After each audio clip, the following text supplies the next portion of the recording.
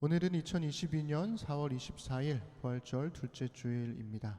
이 시간 하나님 앞에 신령과 진리로 감사 예배를 드리겠습니다.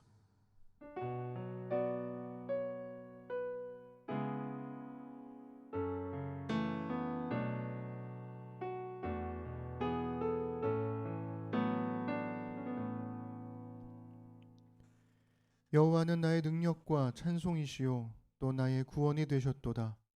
의인들의 장막에는 기쁜 소리, 구원의 소리가 있으며 여호와의 오른손이 권능을 베푸시며 여호와의 오른손이 높이 들렸으며 여호와의 오른손이 권능을 베푸시는도다. 내가 죽지 않고 살아서 여호와께서 하시는 일을 선포하리로다. 아멘.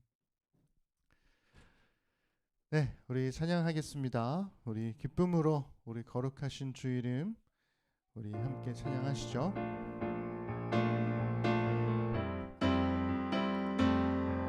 우리 어깨춤을 추면서 박수도 치면서 거룩하신 주 이름 찬양할 때 경외함으로 주께 경배하네. 주는 교만한 자를 낮추시니 고통 중에 주님을 보게 되리. 한 번 더 거룩하신 주 이름 찬양할 때 경외함으로 주께 경배하네. 주는 교만한 자를 낮추시니 고통 중에 주님을 보게 되리. 오늘 우리 죄악이네. 주님 얼굴 가리셨다 해도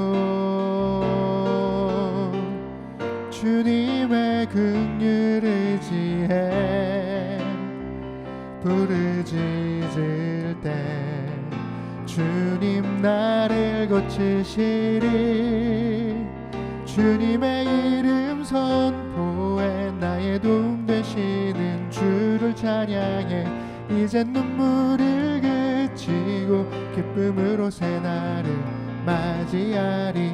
주님의 은혜 감사해 나의 슬픔 변하여 춤추게 하네. 나를 온전케 하시네. 주의 사랑 영원히 찬양하리라. 우리 처음부터 거룩하신 주 이름 찬양할 때 경외함으로 주께 경배하네. 주는 교만한 자를 낮추시니 고통 중에 주님을 보게 되리. 오늘 우리 죄악이네. 주님 얼굴 가리셨다 해도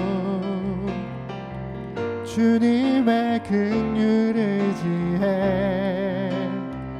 부르짖을 때 주님 나를 고치시리. 주님의 이름 선포해 나의 도움 되시는 주를 찬양해. 이젠 눈물을 그치고 기쁨으로 새날을 맞이하리.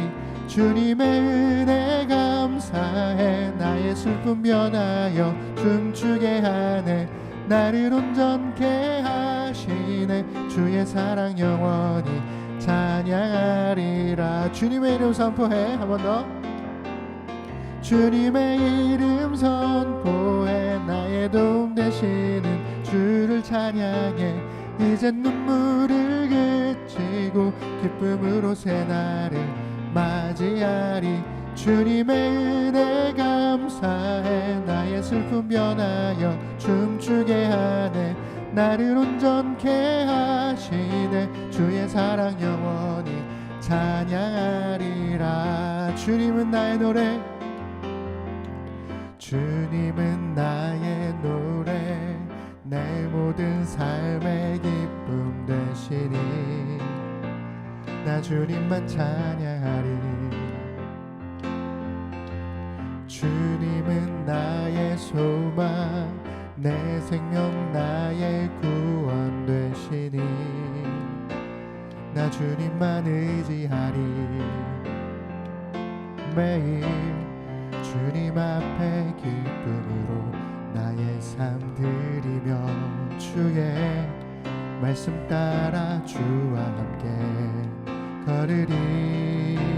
나의 삶 주 안에 있네. 처음과 나중하시네. 주 나의 모든 것 되시네. 나의 삶 주만 높이네. 날 향한 뜻 이루시네. 나의 모든 삶을 드리네. 주 경배해. 우리 한 번 더. 주님은 나의 노래, 주님은 나의 노래, 내 모든 삶의 기쁨 되시니 나 주님만 찬양하리. 주님은 나의 소망, 내 생명 나의 구원 되시니 나 주님만 의지하리. 매일 주님 앞에 기쁨으로 나의 삶 드리며 주의 말씀 따라 주와 함께 걸으리. 나의 삶 주 안에 있네. 처음과 나중하시네. 주 나의 모든 것 되시네. 나의 삶 주만 높이네. 날 향한 뜻 이루시네. 나의 모든 삶을 드리네. 주 경배해. 나의 삶 주 안에, 나의 삶 주 안에 있네. 처음과 나중하시네. 주 나의 모든 것 되시네. 나의 삶 주만 높이네. 날 향한 뜻 이루시네. 나의 모든 삶을 드리네. 주 경배해. 우리 하나님께 영광을 돌리겠습니다. 아멘.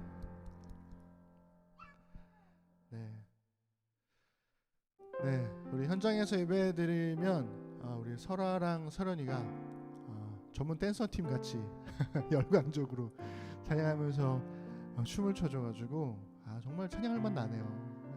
정말 하나님도 같이 춤추시지 않을까. 너무 예쁩니다. 감사하네요. 이게 현장 예배인데, 그죠?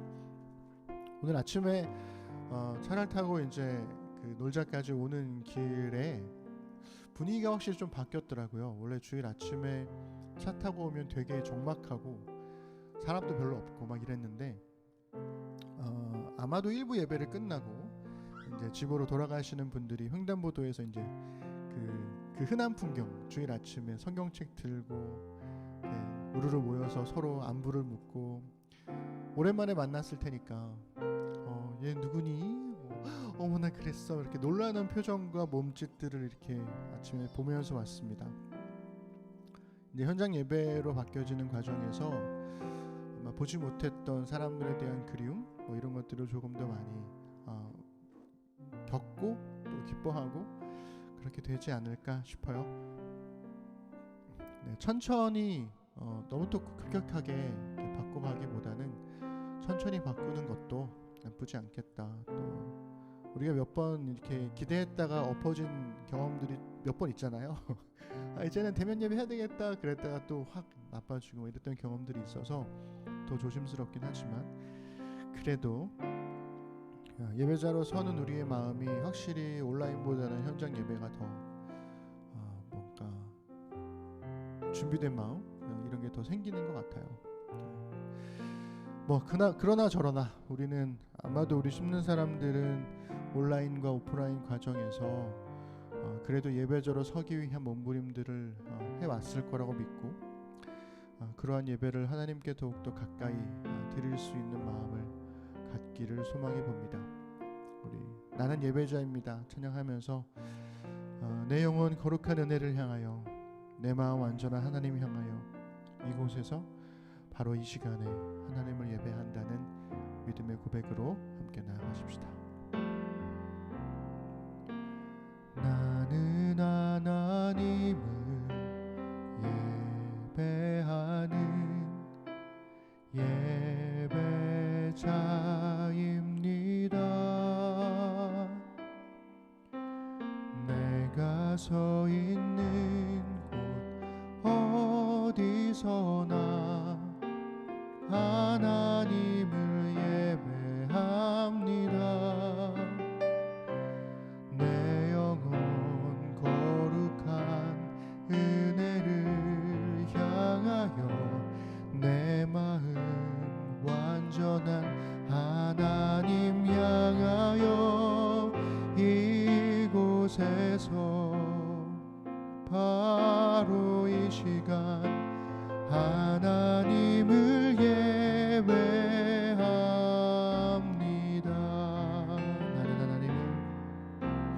나는 하나님을 예배하는 예배자입니다. 내가 서 있는 곳 어디서나 하나님을 예배합니다. 내 영혼 거룩한 은혜를 향하여 내 마음 완전한 하나님 향하여 이곳에서 바로 이 시간 하나님을 예배합니다.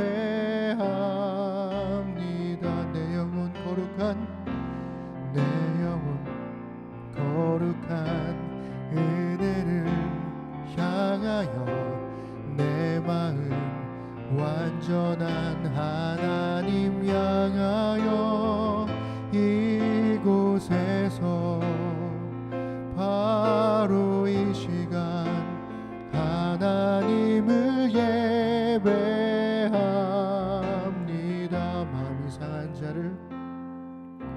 마음이 상한 자를 고치시는 주님, 하늘의 아버지 날 주관하소서. 주의 길로 인도하사 자유케 하소서. 새 일을 행하사 부흥케 하소서. 의에 줄이고 목이 마르니 성령의 기름 부소서. 의에 줄이고 목이 마르니 내 잔을 채워주소서. 성령으로 채우사 주보게 하소서. 주의 임재 속에 은혜 알게 하소서. 주 뜻대로 살아가리 세상 끝날까지. 나를 빚으시고 새날 열어주소서. 의에 줄이고 목이 마르니 성령의 기름 부소서. 의에 줄이고 목이 마르니 내 잔을 채워주소서. 주소서. 우리 한 번 더 마음이 상한 자를 고치시는 주님, 하늘의 아버지 날 주관하소서. 주의 길로 인도하사 자유케 하소서. 새 일을 행하사 분케 하소서. 의에 줄이고 목이 마르니 성령의 기름 부소서. 의에 줄이고 목이 마르니 내 잔을 채워 주소서. 성령으로 채우사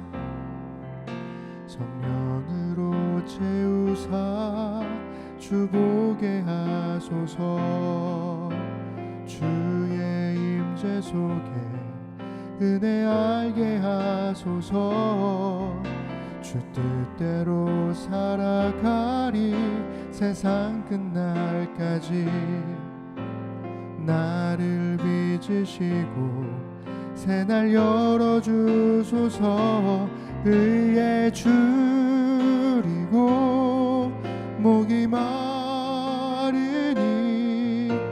성령의 기름 부소서. 의에 줄이고 목이 마르니 내 잔을 채워 주소서. 의에 줄이고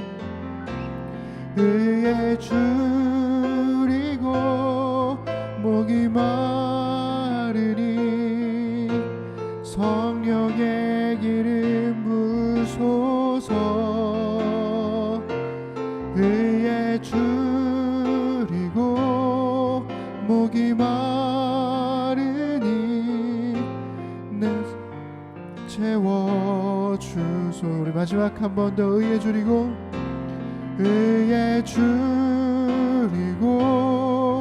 목이 마르니 성령의 기름 부소서. 의에 줄이고 목이 마르니 내 잔을 채워 주소서. 아멘. 우리 함께 드리는 기도하겠습니다. 우리를 살게 하시는 주님의 은혜에 감사하고 베푸신 은혜를 나누는 삶을 고백하는 예배 될 수 있도록 기도하십시다.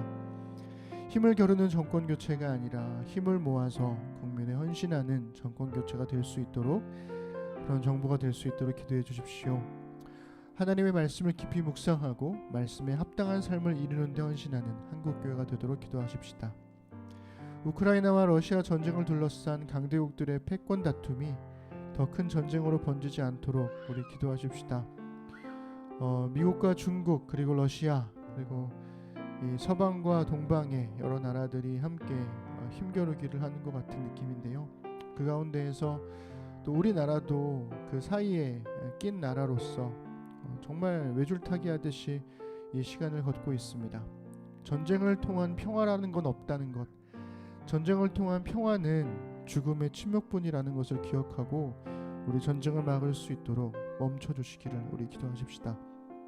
우리 수희자매가 5월 11일 날 출산 예정일인데요. 그 전후로 이제 출산이 있겠죠. 우리 오기의 건강과 수희자매의 건강을 지켜주시고 돌보는 신구 형제와 함께 해주시기를 기도합시다. 또 부정맥과 디스크 치료 병행하고 있는 은경자매 건강 회복할 수 있도록 기도해 주시고요. 다음 주에 어린이 주일이 있는데요. 어린이 주일을 준비하는 우리 씨앗 심기 우리 희원, 유리, 소연, 지은에게 기쁨과 지혜로 함께 해주시기를 우리 기도했으면 좋겠습니다. 또 이외에도 기도할 제목들이 있다면 함께 우리 마음 모아서 소리내어 기도하시겠습니다. 전능하신 아버지 하나님, 오늘도 아버지 앞에 예배의 자리에 나온 이들을 주님 기뻐 받아주시고 또 우리의 몸과 마음이 어떠하든지 그 몸과 마음을 있는 그대로 받아주셔서 다시금 아버지의 마음으로 예수 그리스도의 마음으로 바꿔주시기를 간절히 소망합니다. 우리를 살게 하신 주님의 은혜에 감사함으로 예배하게 하시고 베푸신 은혜를 또한 다른 사람들과 나눌 수 있는 그러한 삶을 살도록 우리를 붙들어 주십시오. 하나님, 힘겨루게 하는 정권 교체가 되지 않도록 오히려 그 힘들을 모아서 국민에 헌신하는 정부가 될 수 있도록 기도합니다. 참 혼란스럽고 어려운 때를 살고 있고 또 한 번의 큰 변화의 과정 가운데 있으나 많은 사람들이 힘겨워하고 또 답답해하는 과정 가운데 있으나 그것을 조율하고 또 협력해가는 과정이 우리에게 필요한 줄 믿습니다. 서로 조금씩 양보하면서 우리가 무엇을 위해서 힘을 갖고 있는지를 깨닫게 하셔서 정말로 국민들을 위해서 헌신할 줄 아는 그런 정부 그리고 차기 정부 될 수 있도록 함께하여 주옵소서.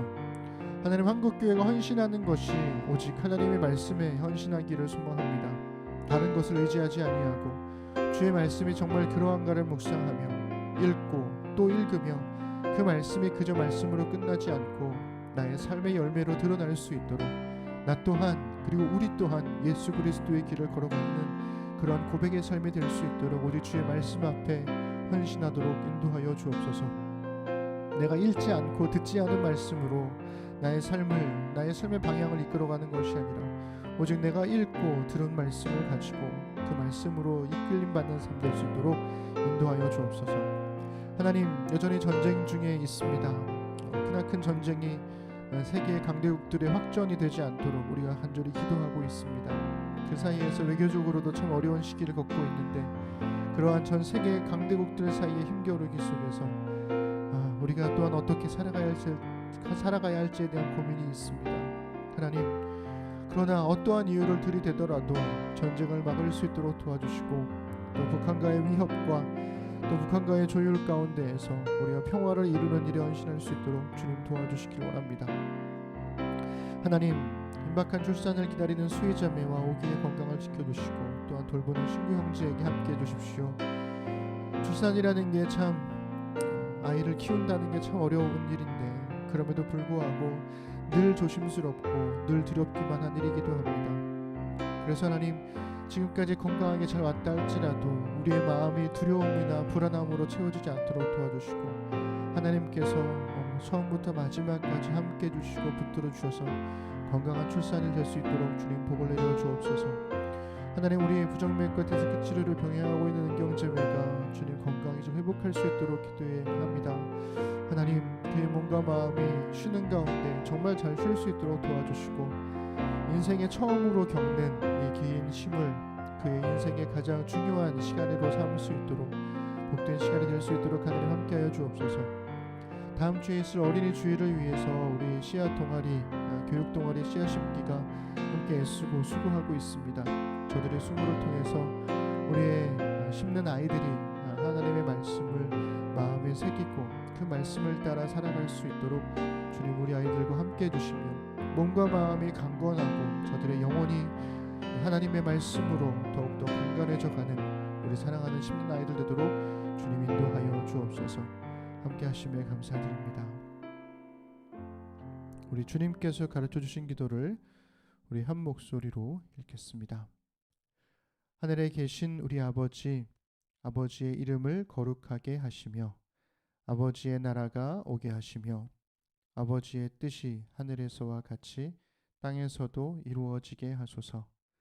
오늘 우리에게 일용할 양식을 주시고 우리가 우리에게 잘못한 사람을 용서하여 준 것 같이 우리 죄를 용서하여 주시고 우리를 시험에 빠지지 않게 하시고 악에서 구하소서.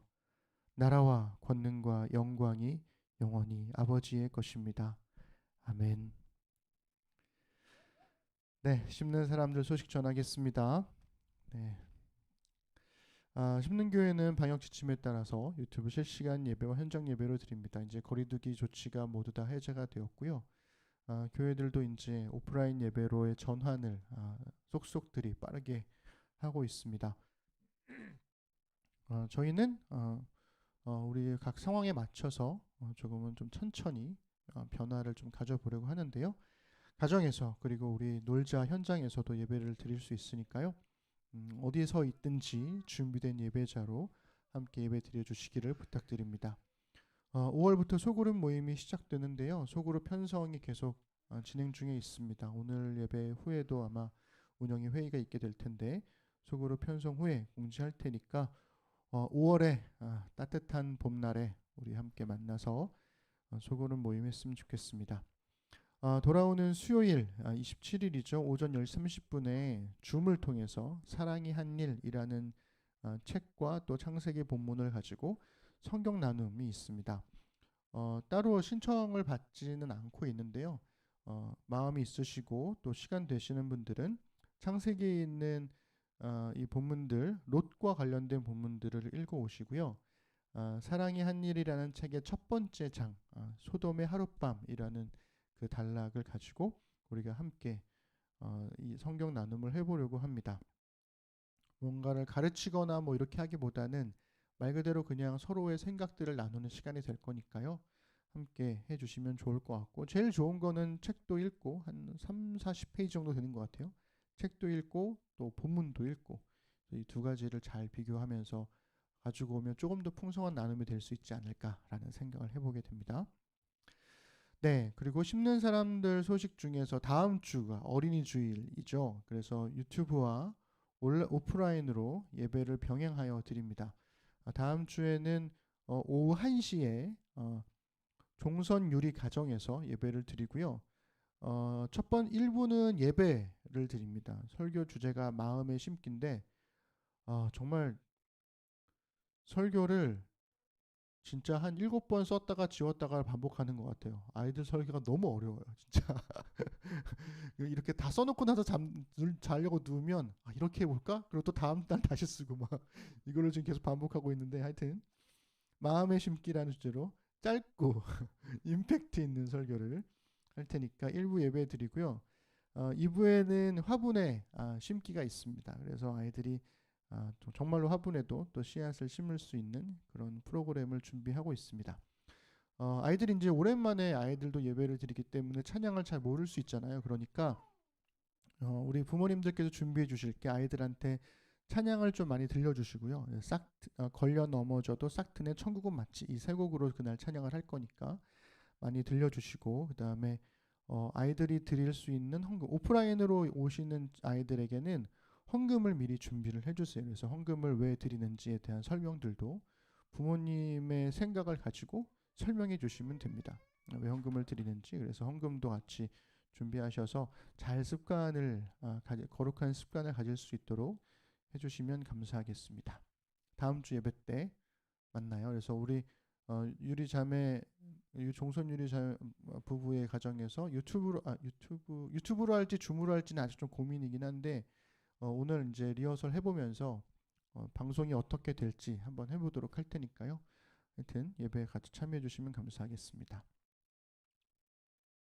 네, 우리 찬송가 321장 우리 찬양하시죠.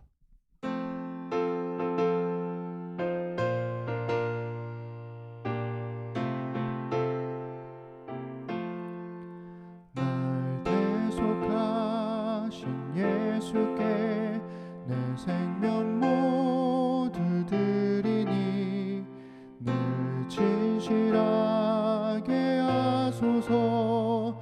내 구주 예수여, 나 구주 위에 살리라. 내 기쁨 한량 없으리.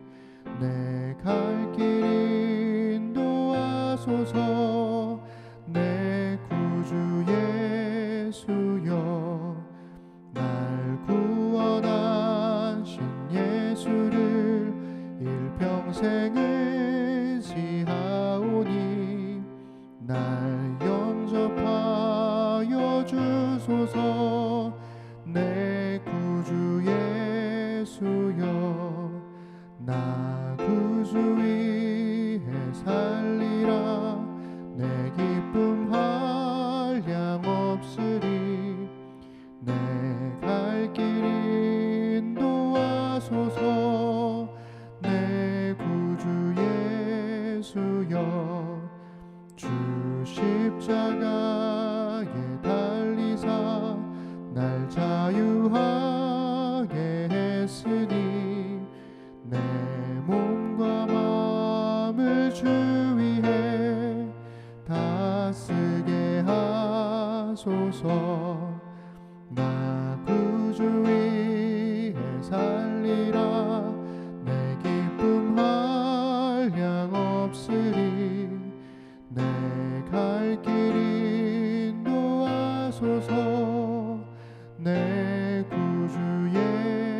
예수여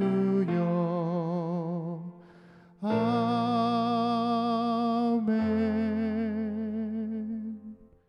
아멘.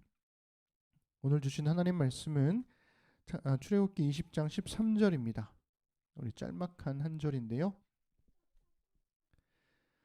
함께 읽겠습니다. 시작. 살인하지 말라. 아멘. 오늘은 10계명 6번째 설교로 사람답게 살도록 이라는 제목의 말씀을 함께 나누도록 하겠습니다. 네. 반갑습니다. 안녕하세요. 안녕하세요. 네. 한 주간도 잘 지내셨죠? 네. 그러셨으리라 믿고. 네, 지난주에 한 주를 쉬고 10계명 설교를 쭉 이어가려고 했는데 생각해보니까 다음 주에 또 어린이 주일 예배가 있네요. 다음 주에도 한 번 더 쉬고 10계명 설교를 그래도 계속 이어서 가보도록 하겠습니다. 성경은 인간의 죽음이 인간의 죄로 인해 시작되었다 이렇게 이야기를 하고 있습니다. 이게 성경의 관점인 거죠. 죽음이 어떻게 시작되었는가? 인간의 죄로 시작되었다. 그래서 훗날 바울도 죄의 삭은 사망이다 이렇게까지 이야기를 했었죠.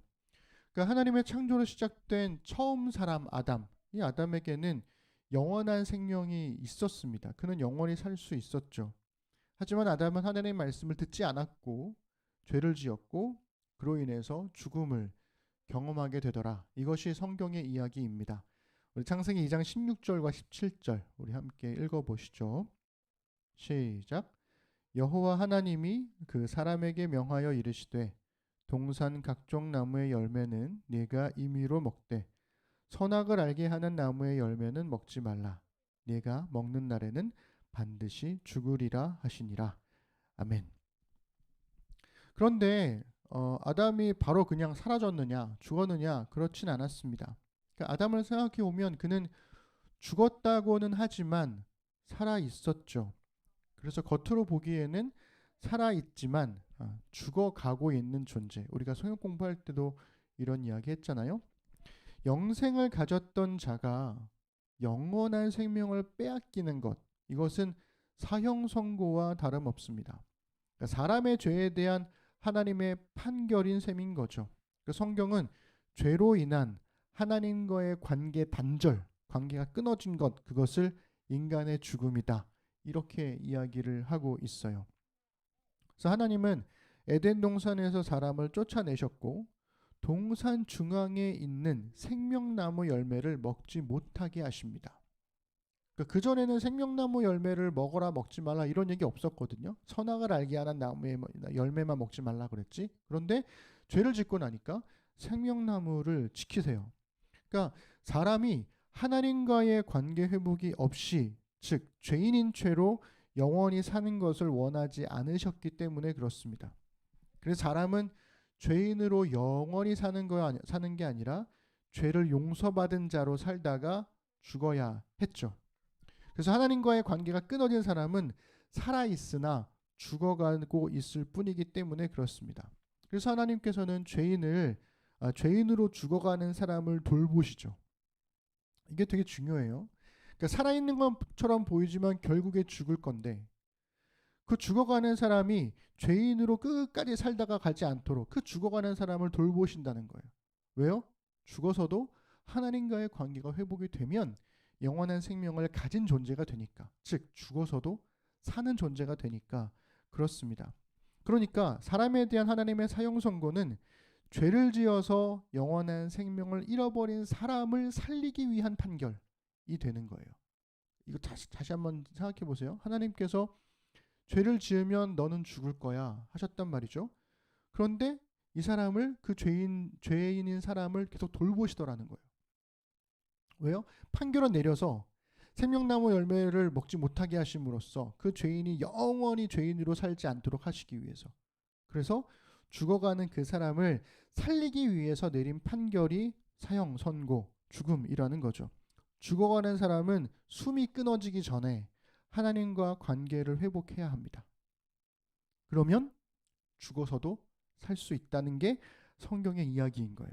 그러니까 하나님과의 관계 단절이 죽음이라면 하나님과의 관계를 회복하는 것, 이것이 생명이기 때문에 그렇습니다. 우리 설아랑 엄마랑 같이 이제 서로 사랑하잖아요.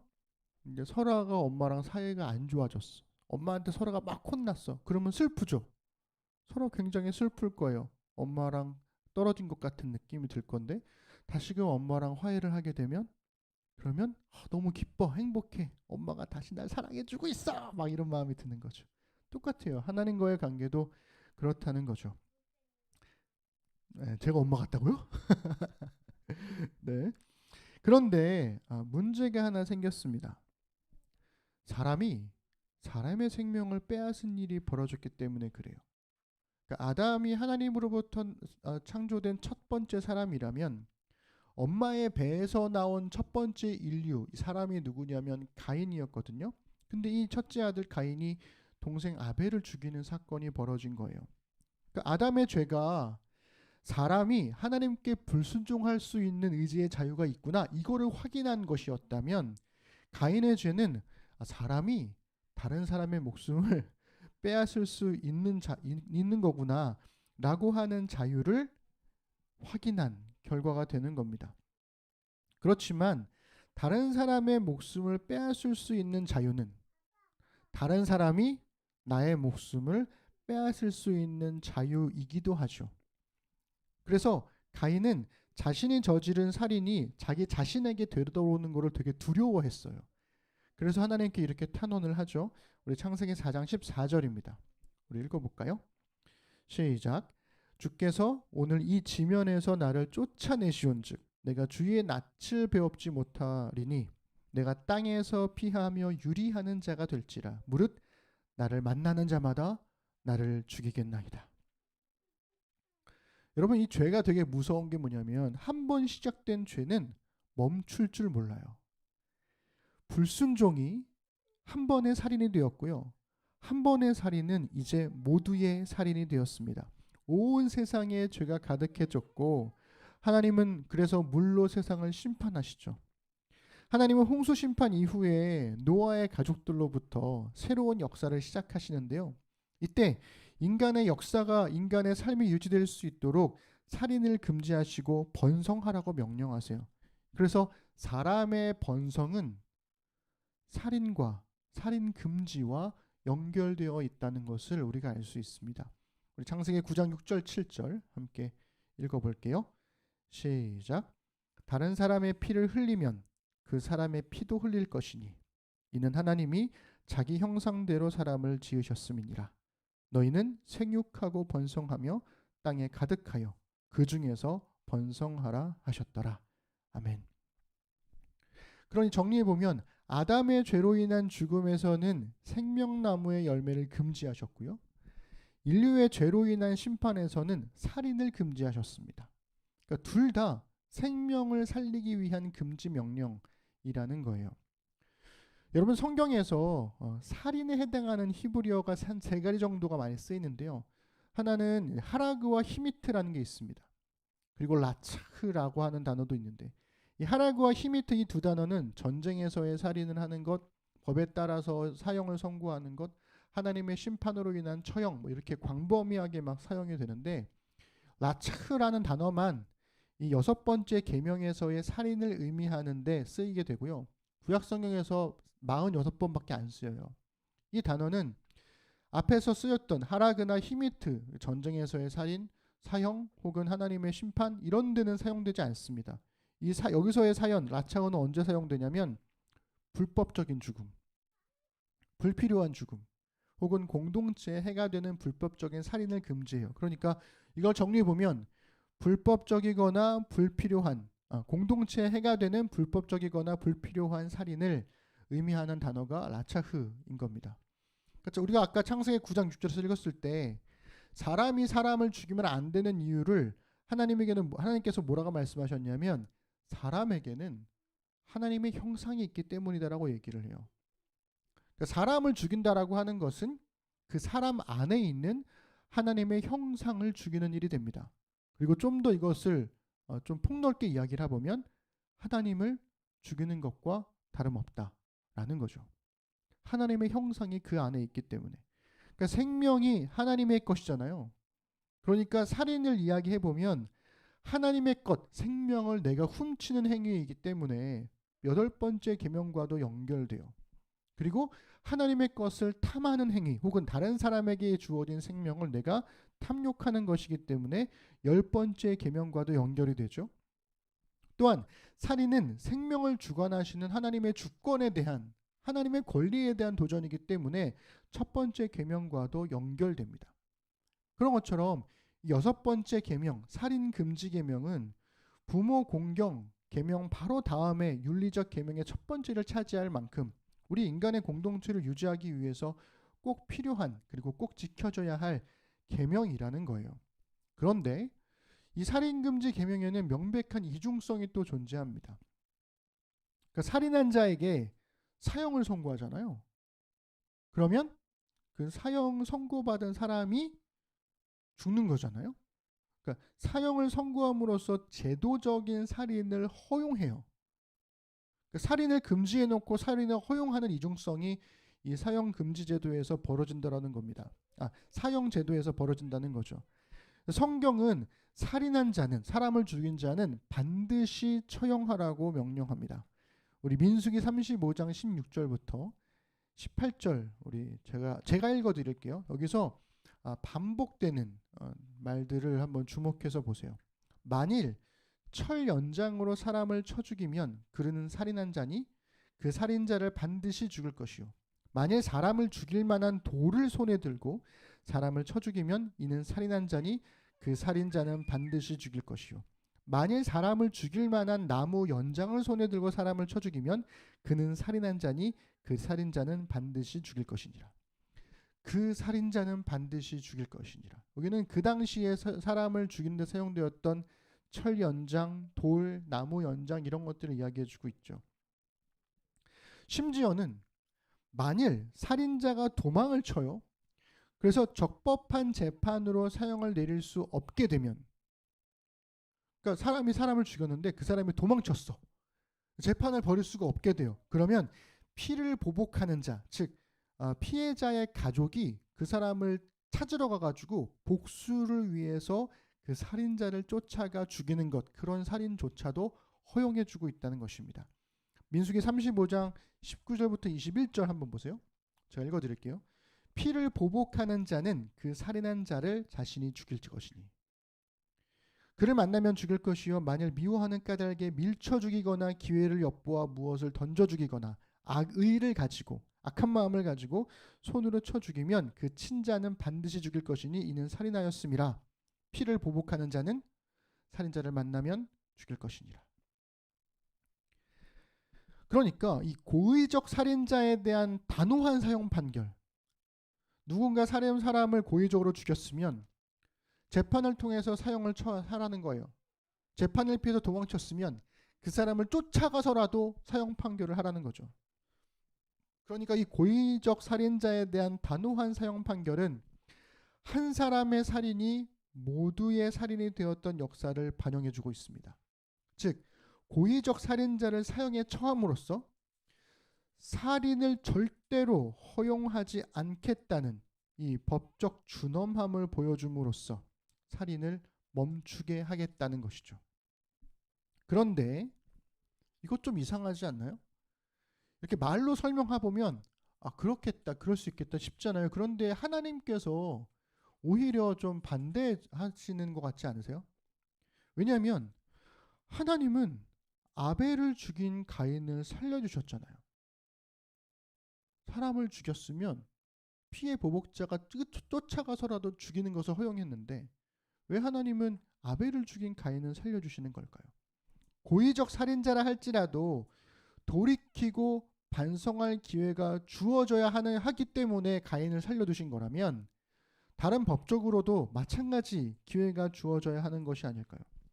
그러면 살인자를 사형과 피해 보복이라는 제도를 통해서 죽이는 것은 괜찮은 것일까요? 제도적으로 더 큰 살인을 막기 위해서? 살인을 막기 위해서 또 다른 살인을 허용하는 것은 괜찮을까요? 그리고 더 중요한 거, 살인의 고의성을 누가 어떻게 판단할까요? 우리가 재판에서의 어려움이 있잖아요. 명백한 살인이라고 할지라도 증거가 없으면, 그리고 그 고의성을 밝혀내지 못하면 우리가 판결할 수 없는 우리의 어려움들이 또 존재하기 마련입니다. 이렇듯이 이 살인금지 명령은 굉장히 많은 혼란을 가져옵니다. 그래서 지금까지도 우리는 사형제도 혹은 낙태에 관한 것, 자살에 관한 것, 안락사에 관한 것, 전쟁에 관한 것 등에 대한 논쟁을 계속 해오고 있죠. 사형을 허락할 것이냐, 허용하지 않을 것이냐. 또한 살인의 고의성을 판단하기 위한 수사 기법도 역시 굉장히 많이 발달해 왔습니다.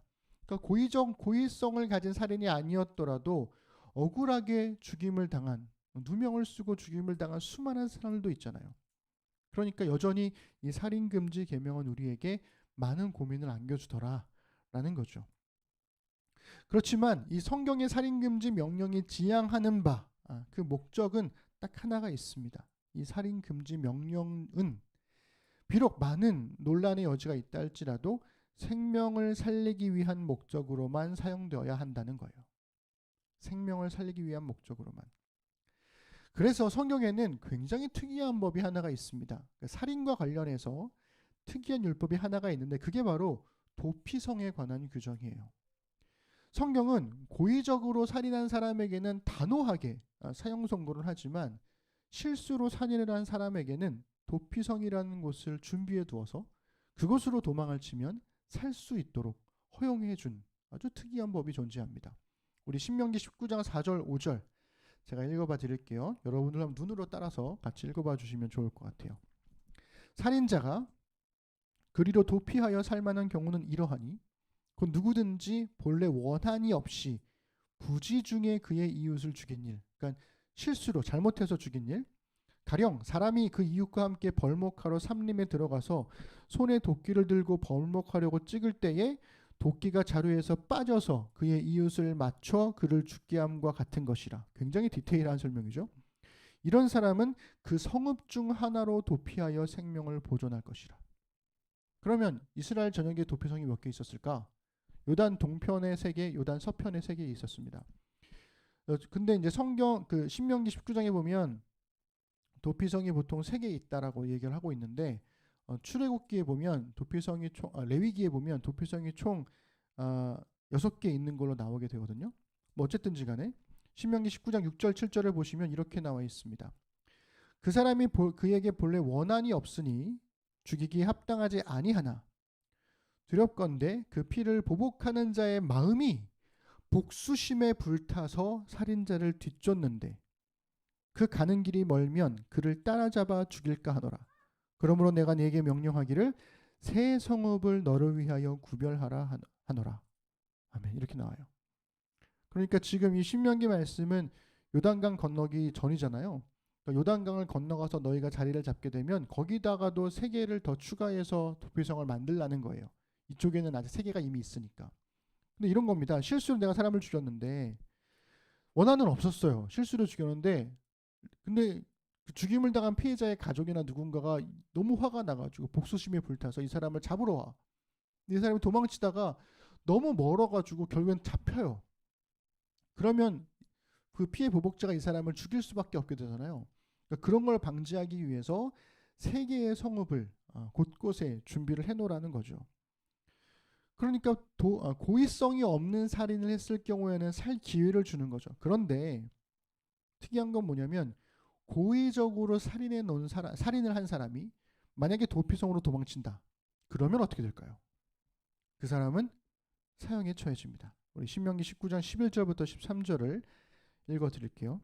그러나 만일 어떤 사람이 그의 이웃을 미워하며 엎드려 그를 기다리다가 일어나 상처를 입혀 죽게 하고 이 한 성읍으로 도피하면 곧 그 본 성읍 장로들이 그 사람을 보내어 그를 거기서 잡아다가 보복자의 손에 넘겨 죽이게 할 것이라.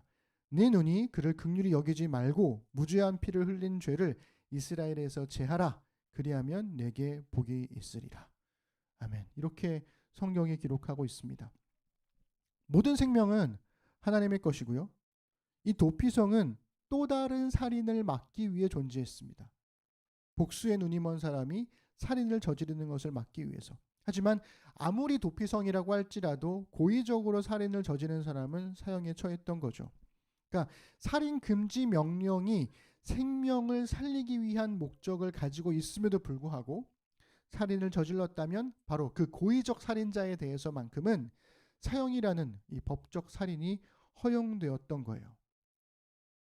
여러분, 그런데 이 살인 금지 명령이요, 예수님 때문에 전면적으로 재검토됩니다. 예수님을 죽이려 했고 죽였던 사람들을 위해서 십자가에 못 박혀 죽으셨잖아요. 그죠? 그리고 예수님은 살인자를 대신하여 살인자를 살리시고 자신이 죽으셨잖아요.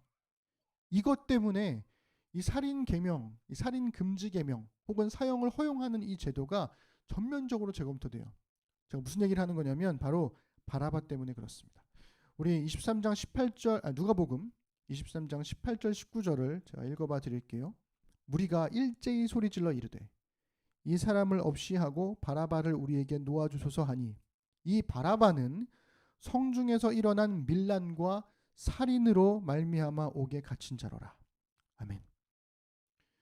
그러니까 예수님의 십자가 사건을 한번 생각해 보세요. 그 십자가에 예수님이 걸려 계시는데, 매달려 계시는데 거기 있던 사람들, 모여있는 종교 지도자들, 예수님 십자가에 못 박으라고 했던 사람들은 전부 다 예수님을 죽이려 했고 죽이려는 사람들이죠. 예수님께서 그들을 위해서도 십자가에 못 박혀 죽으셨잖아요. 그런데 실제로 살인을 저지른 이 바라바조차도 예수님은 그를 살리시고 자신이 대신 십자가에 죽는 결정을 받아들이시더라는 거예요. 예수님이 없었더라면 단호하게 살인금지 명령에 따르는 이 사형을 맘 편하게 선언할 수 있었을 것 같아요. 도피성은 실수로 죄인이 된 사람을 위한 곳이니까. 그런데 예수님이 살인자의 도피성이 되어주시더라는 거예요.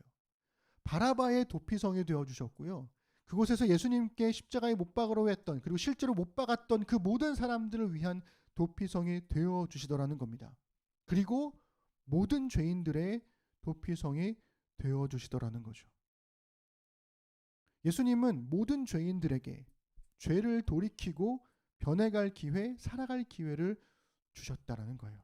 심지어 살인자였던 바울에게도, 예수님을 믿고 따랐던 사람들을 쫓아가서 잡아서 처형하고 죽였던 이 바울에게도 예수님은 변하고 살아갈 기회를 주셨습니다.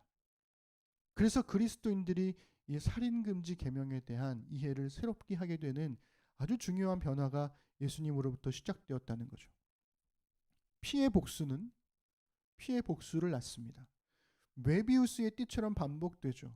누군가 그 복수의 고리를 끊지 않으면 결국 살인은 공동체를 완전하게 파괴해 버릴 거예요. 가인이 살인을 시작하고 그 한 사람의 살인이 모두의 살인이 되면서 죄가 그 땅에 가득해진 것처럼 말입니다.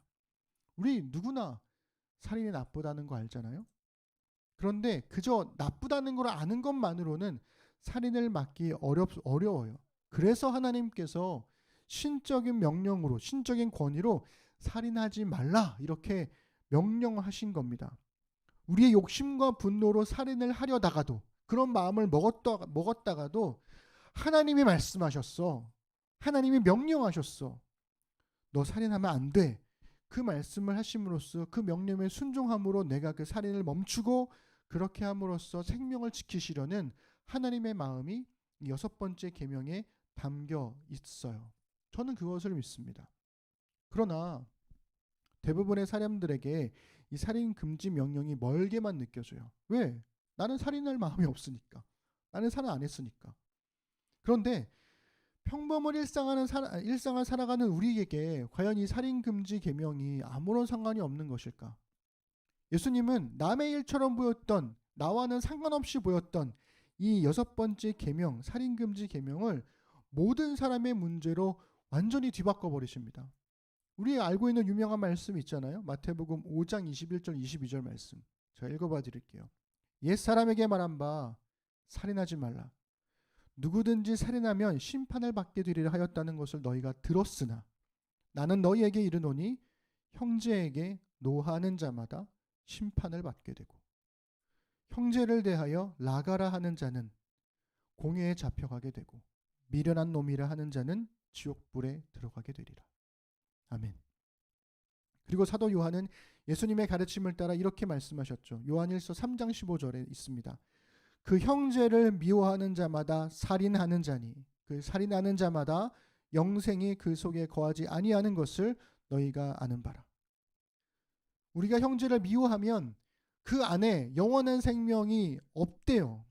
마치 아담이 하나님의 말씀을 불순종해서 그가 영원한 생명을 잃어버렸던 것처럼, 너는 반드시 죽으리라 말씀하신 것처럼, 우리가 누군가를 미워하게 되면 우리 안에 있던 주어진 그 영원한 생명을 끊어버리게 되는 결과를 가져오더라는 겁니다. 그래서 이 살인금지 명령은 너무나 우리에게도 밀접하게 순식간에 다가오는 계명이 돼요. 이 말씀 때문에 우리가 늘 고민하듯이 말입니다.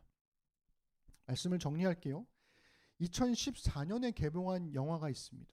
우아한 거짓말이라는 영화가 있어요. 혹시 보신 분들 계신지 모르겠습니다. 이렇게 막 유명해진 영화는 아니었는데요.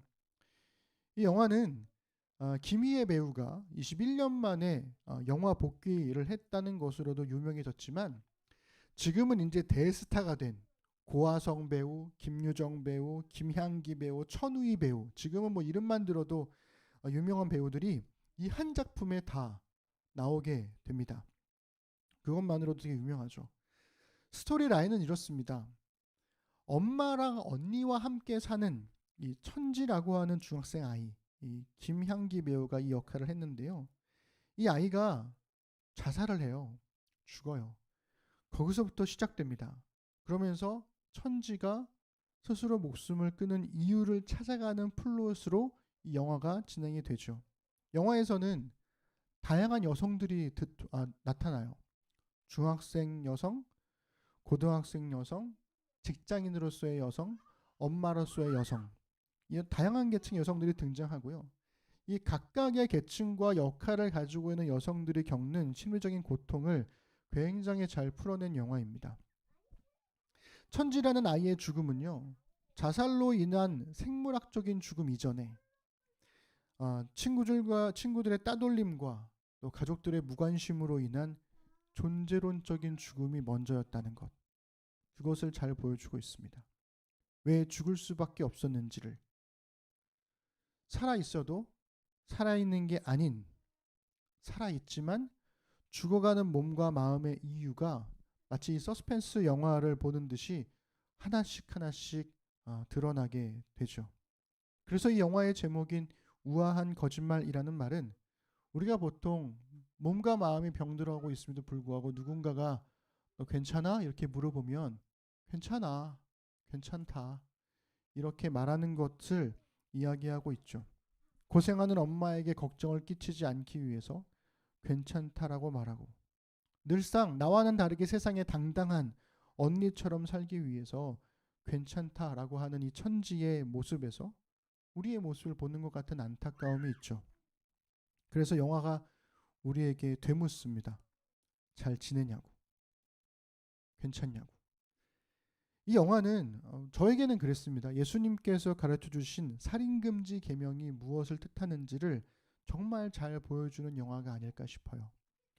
우리는 말로도 감정 표현으로도 살인할 수 있다는 것. 생물학적으로는 살아있지만 사람의 존재를 부정하고 무시하면 존재론적으로는 이미 살인한 것과 다르지 않다는 그것을 잘 보여주고 있죠. 그리고 존재론적 살인은 결국에는 생물학적인 살인으로 끝난다는 것을 잘 보여주고 있습니다.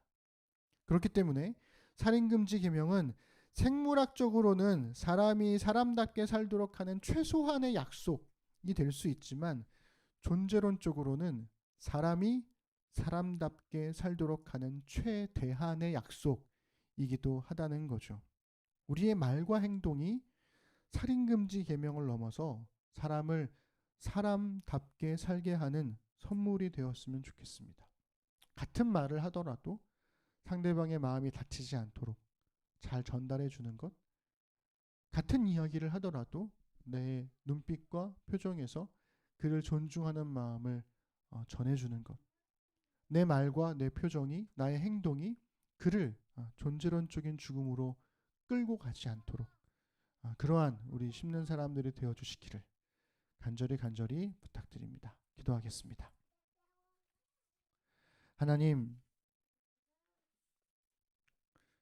오늘은 살인하지 말라는 10계명의 6번째 계명을 가지고 함께 성경의 말씀들을 이야기해 보았습니다. 나와는 먼 것 같은 그러한 계명이 예수님 때문에, 예수님을 통해서 우리의 일상과 너무나 밀접한 계명이 되었다는 것. 그리고 주님은 우리에게 하나님과의 관계 회복을 이루었듯이 사람과의 관계 회복도 이루라고 말씀하신다는 것.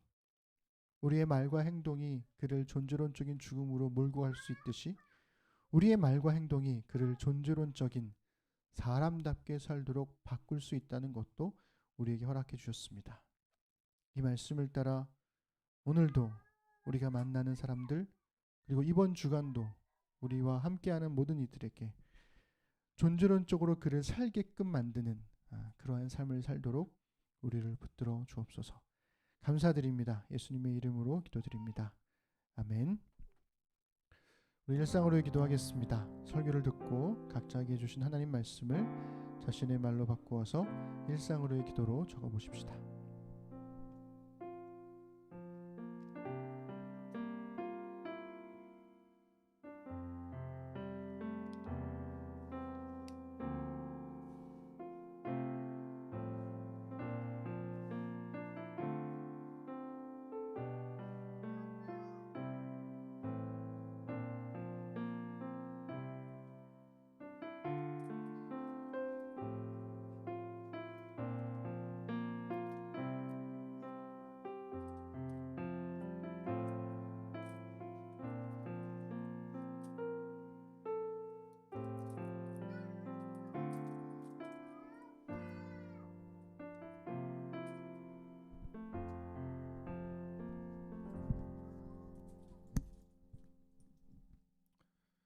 네, 우리 경건 찬양하시면서 준비된 예물을 하나님께 드리겠습니다.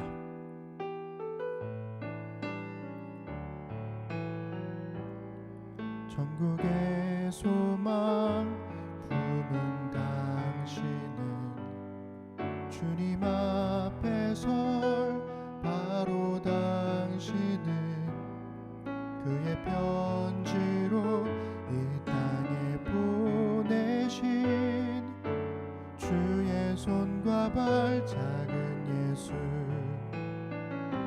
주님 앞에서 흠없는 경건은 어려운 이웃을 위해 삶 나누는 것 주 이름으로 사랑을 전할 때 아름다운 주의 나라 이루어지네.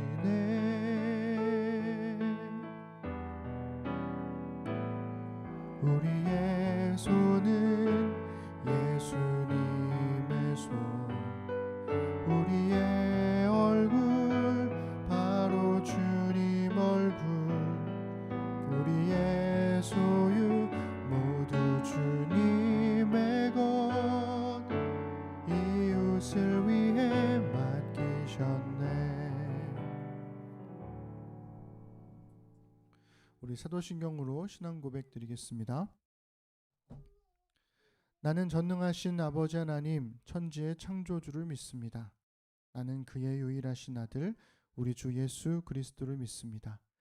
그는 성령으로 잉태되어 동정녀 마리아에게서 나시고 본디오 빌라도에게 고난을 받아 십자가에 못 박혀 죽으시고 장사된 지 사흘 만에 죽은 자 가운데서 다시 살아나셨으며 하늘에 오르시어 전능하신 아버지 하나님 우편에 앉아 계시다가 거기로부터 살아있는 자와 죽은 자를 심판하러 오십니다. 나는 성령을 믿으며 거룩한 공교회와 성도의 교제와 죄를 용서받는 것과 몸의 부활과 영생을 믿습니다. 아멘. 하나님, 이 시간 주신 말씀을 따라 함께 살아갈 날들을 신실하게 살겠다는 의미로 헌금을 드리고 신앙을 고백했습니다. 말씀이 삶으로 배어나와 우리 삶의 자리에 은혜의 흔적이 남게 하소서. 모든 은혜의 하나님 곧 그리스도 안에서 너희를 부르사 자기의 영원한 영광에 들어가게 하시니까 잠깐 고난을 당한 너희를 친히 온전하게 하시며 굳건하게 하시며 강하게 하시며 털을 견고하게 하시리라. 권능이 세세무궁하도록 그에게 있을지어다. 아멘.